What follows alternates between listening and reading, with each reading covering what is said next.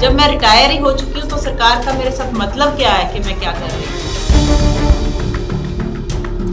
विवाद तो होते रहेंगे, मेरे साथ हुआ फिर किसी और के साथ हो जाएगा। सरकार के तो विवाद चलते रहेंगे, सरकार ही विवादित है।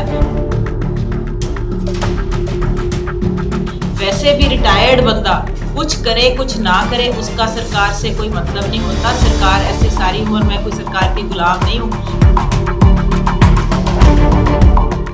हो चुकी है। देखो, कैंपेन तो बहुत बढ़िया चल रही है क्योंकि सारे लोगों का मुझे बहुत ज़्यादा उसमें योगदान मिल रहा है। सारे खुश हैं, सारे ये चाहते हैं कि बीजेपी आए, तभी पंजाब में अमन शांति आएगी, तभी शरारतें यहाँ ख़त्म होंगी, तभी यहाँ पे राम राज आएगा। जैसे यूपी में योगी जी की सरकार है और सब खुश है, डेवलपमेंट हो रही है, वैसी अगर गवर्नमेंट लानी है तो बीजेपी को ही वोट देनी होगी। ये सारे समझ चुके हैं। मैम, पंजाब सरकार ने आपको नोटिस जारी किया है भी या तो ज्वाइन कर लो, नहीं आप पर कार्रवाई होगी। जो कार्रवाई उन्होंने करनी है वो कर सकते हैं। ज्वाइन मैं नहीं करने वाली, ना ही मेरा ज्वाइन करना बनता है क्योंकि मैं रिटायर हो चुकी हूँ। मुझे सेंट्रल गवर्नमेंट ने रिटायर कर दिया है। अब कार्रवाई उनको जो लगती है वो कर सकते हैं। बाकी जो मैं इलेक्शन लड़ने जा रही हूँ उस पे इन बातों का कोई असर नहीं है। मैं अपना नॉमिनेशन पेपर फाइल करूँगी और इलेक्शन लड़ूंगी।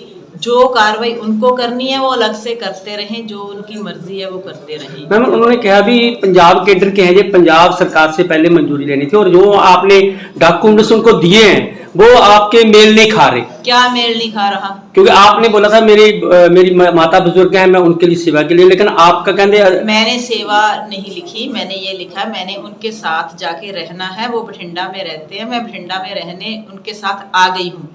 साथ में मैंने ये भी लिखा है कि मेरे जिंदगी में दूसरे प्लान्स हैं, ये भी साथ एक लाइन लिखी है। तो अब मैं उस प्लान के अनुसार अपनी इलेक्शन लड़ रही हूँ।